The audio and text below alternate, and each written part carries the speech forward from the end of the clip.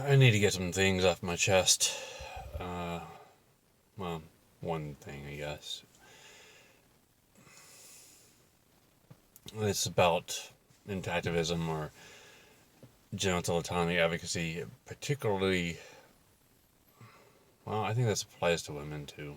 It depends on where you're at and all, but I've been. It's been over 15 years since I started looking into the whole intactivism, genital autonomy movement, and one debate that keeps coming up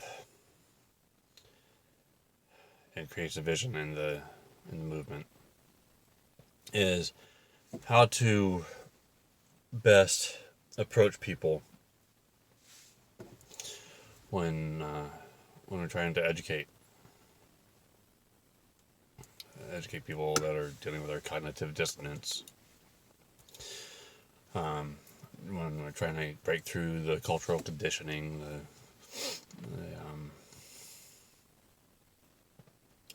the indoctrination that people have gone through their lives, depending on the culture that they live in, the family that they grew up in, or whatever. And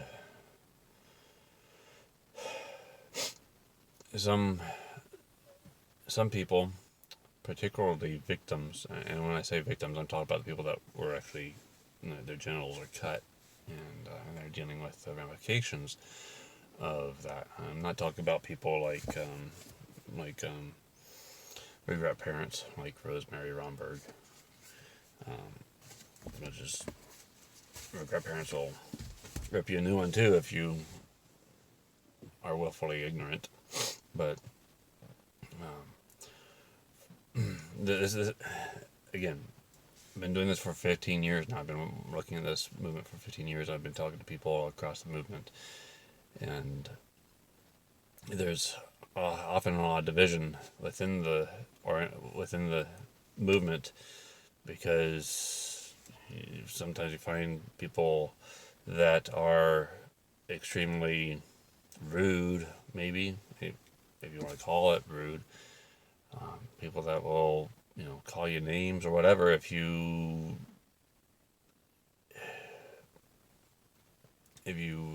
stay willfully ignorant, if you don't acknowledge the victim's feelings.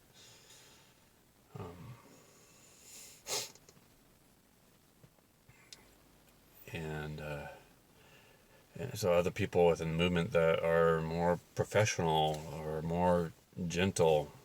Your Old Baby is one of those organizations that, well, it's the organization that says gentle education is the way to go. Well, if you look at that organization, it's mostly made up of women leaders. And if you take the time to really look at who's gentle and who's more direct and aggressive, you'll find that it's those who are not the actual victims that are gentle. I'm not saying that this is true across the board. There are rare cases of people that are victims that are calm, cool, collected, professional about when they're trying to educate people, and sometimes they just walk away in conversations if the person isn't wanting to listen or consider, that they're dealing with their own cognitive dissonance or their own indoctrination or whatever. Aren't wanting to challenge authority, for example, like the authority of doctors, for example, or the authority of their religious leaders, whatever. People, it's a tough thing to get through that cognitive dissonance, that indoctrination, and for some people, it's like multiple things. You could be a medical professional that was trained, that was kind of led to believe that For example, foreskin is worthless or whatever, or just a problem, and that's all, and there's no value to it. And then you could be a medical professional that also has been religiously indoctrinated to believe that God said that it needs to be cut off. And on top of that, you could be a parent that cut their child. And on top of that, the worst of all, you'd be a victim yourself. So if all four of those applies to someone, that's going to be the hardest person to break through, too, because they've got 4 layers of cognitive dissonance to break through. And some of the advocates out there, some of the activists will get in your face, call you names or whatever, to try to break you out of that brain lock, to get you to open your eyes and look at the facts. And sometimes that might scare some people away, and maybe that's okay, because I don't know, I'd rather have someone be scared away from me, because I'm yelling at them and telling them, hey, wake up, hey, you're being an idiot, hey, you're being willfully ignorant, than to have the advocate just walk away. Because I don't know, I think that walking away is kind of defeatist. Whereas if I get in your face and say, hey, wake up, I'm not quitting. I'm not walking away. I'm not giving up on trying to get through to you. Now, for those of you that are in cultures where it's not common to cut, non-cutter cultures, particularly like in places like Europe where the cutting has gone way down to pretty much all that's left is religious based cutting, not medical. It might be easier for you. Even if you're a victim, at least you're getting a lot of support. You're getting a lot of acknowledgement that, yeah, cutting the genitals of children without a medical need is harmful. It hurts. So it's a lot easier in places like that to remain calm and remain cool and not get upset.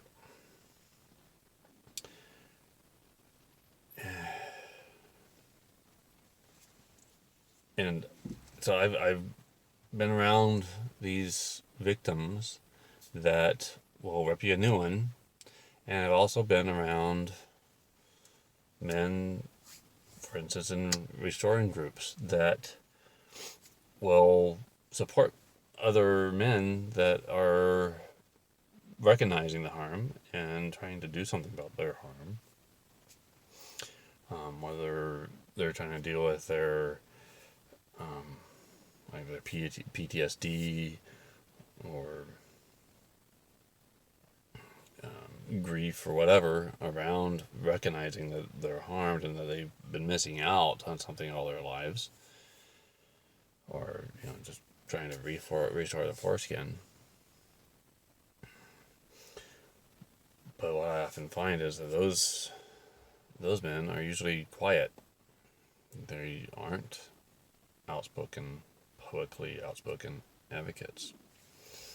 And I had to really appreciate Jay, the guy that wrote this book, for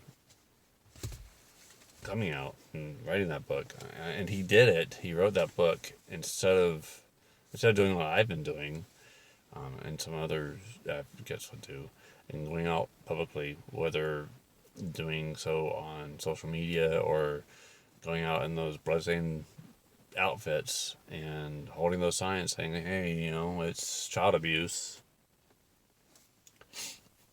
Um, Jay outlines it well in his book. He shows that he he tried to express his dissatisfaction, his unhappiness, the fact that he's not thankful that he was cut as a baby to a chunk of people, and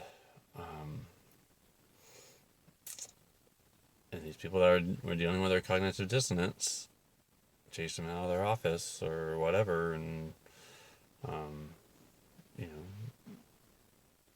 know, were offensive or rude to him. We're not considerate that maybe he has good reason to be unhappy. And this sort of thing leads guys like Jay and so many others to hide from society. And I'm mostly speaking about the USA here. I've seen some of it in Canada too, but Canada seems to be a much more open to learning about this. Um, I'd really like to travel the whole country and get a feeling for all this, and I don't know, take video and all that to talk to people about different ways that they cut genitals and people's feelings about it and all, because I think most of what we see is stuff in the United States.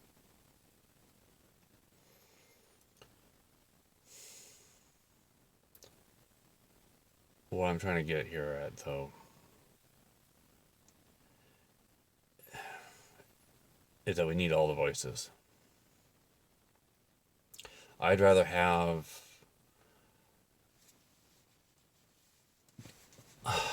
1,000 times more men that speak out publicly about their dissatisfaction than,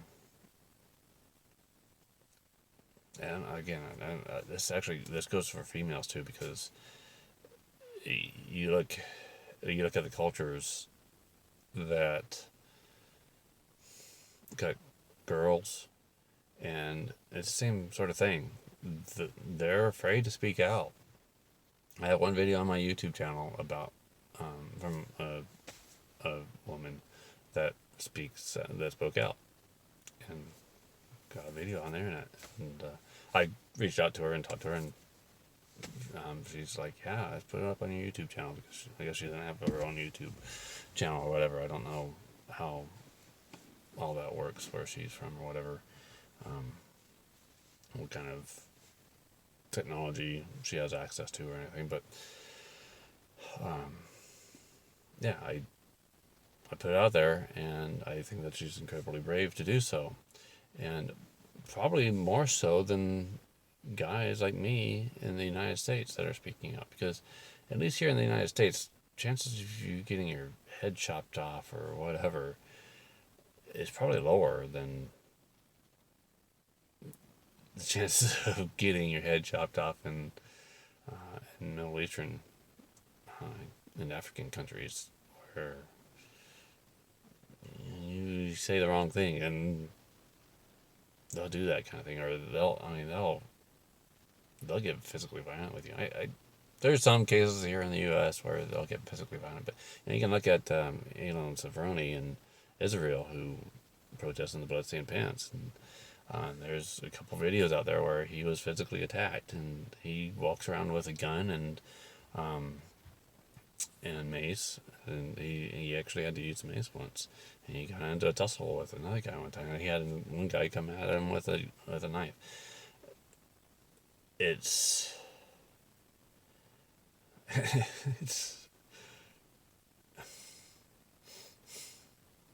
yeah, I'd rather have men that aren't afraid to be brash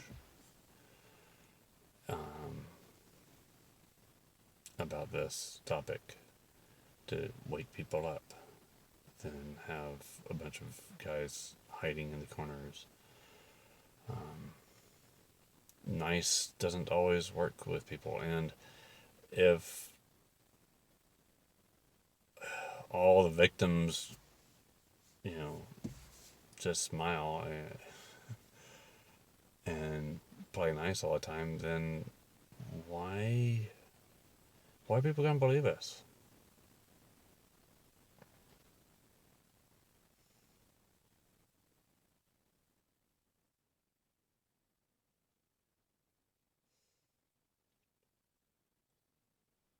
If we don't show our anger, and yeah, maybe there's ways to show our anger and still be professional, but how often have you been extremely angry, got upset with people that weren't hearing you, weren't listening to you, weren't considering your feelings, and still managed to keep cool?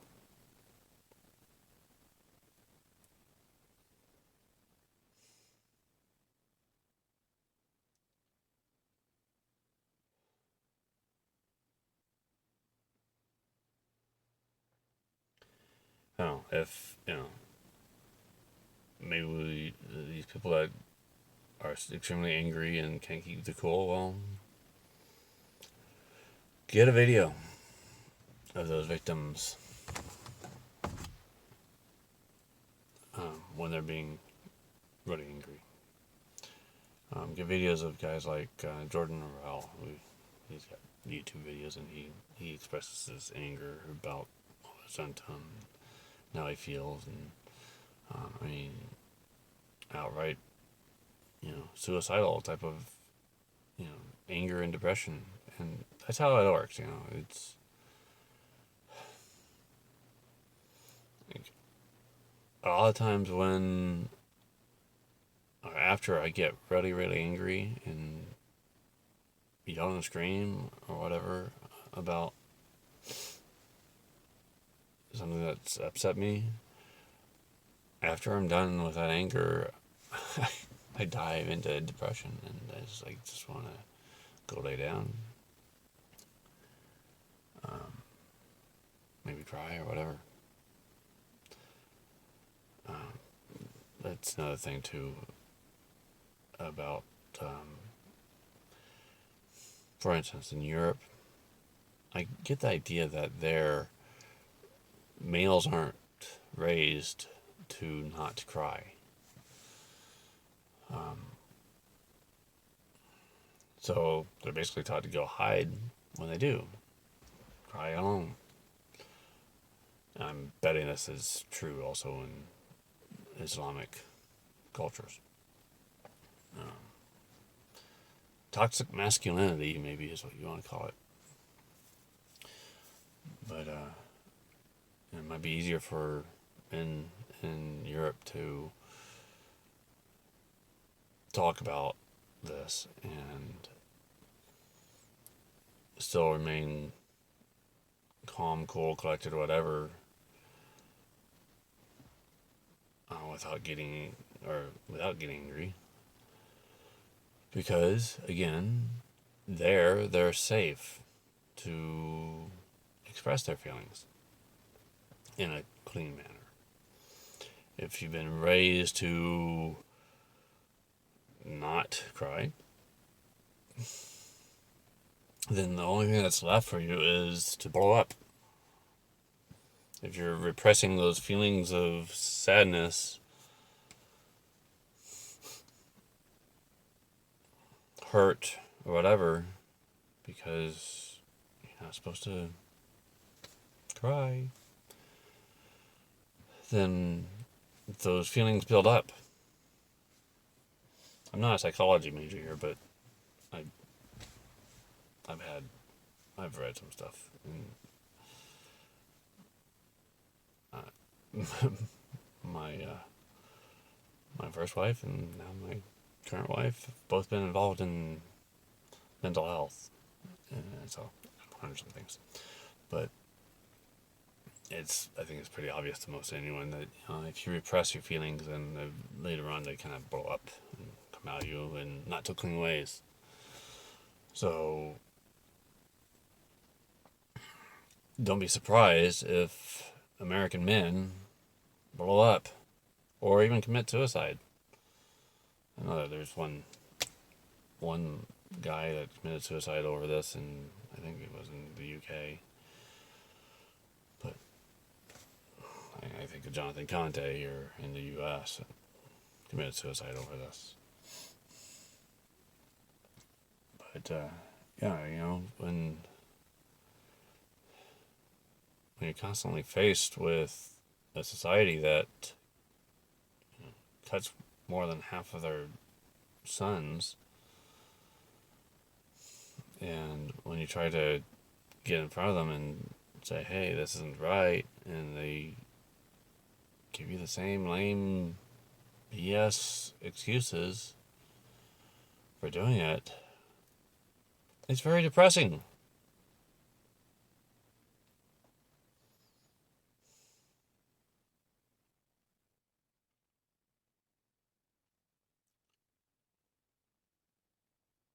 So, hey, your whole baby, they're great. They have a whole section on their website for where men have spoken out, and several stories. And there's more stories out there beyond your whole baby. Look at mendocomplain.com or org. Um, and there's other sites out there where you can find testimonials from male victims. And I'm not saying that you have to let these angry men into your organization. But it would be really great if you'd let them have their voice. Some way, somehow.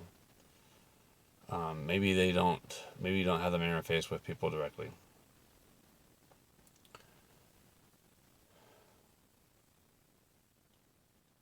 But capture that anger. Get them to write it down, like Jay did. Or get them to do a video if they're wanting to be public about it. In fact, encourage them to be public about it. Encourage them to not be afraid. Support them. Give them moral support. We need their voices if we're going to change this. If I was in Africa, I would be morally supporting every woman that wanted to speak out. I would be videotaping them or writing down their stories or whatever to share their feelings about what was done to their genitals when they were children.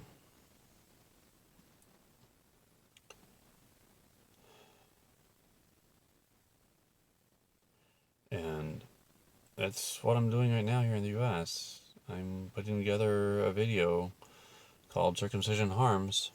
And you can take that word harms in two ways. It's both verb and a noun. Because there are many ways that it harms. And yes, the verb part, yes, it harms people. And I'm not just talking when I'm putting this video together, this documentary of sorts or whatever. It's not just about how it harms the individual that got their genitals cut, but how it harms really pretty much everyone. In fact, I bet you, if you weren't physically cut yourself, you're harmed by this one way or another. In fact, the fact that you're having to watch me talk about this, you're harmed. I'd much rather you be watching some funny video, comedian or show or whatever than having to listen to me rant about this topic. I'd love to see a world where cutting children's genitalia is just not a thing anymore. I hope to live long enough to see that.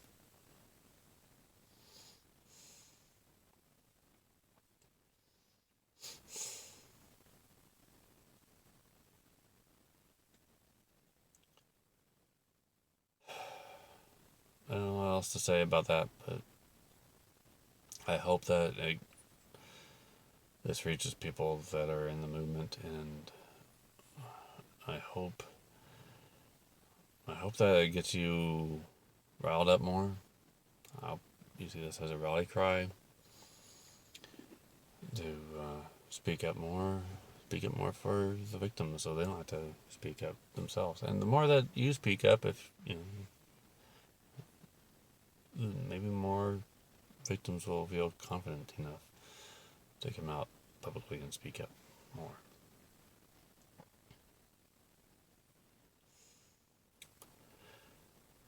Thanks for listening to my rant.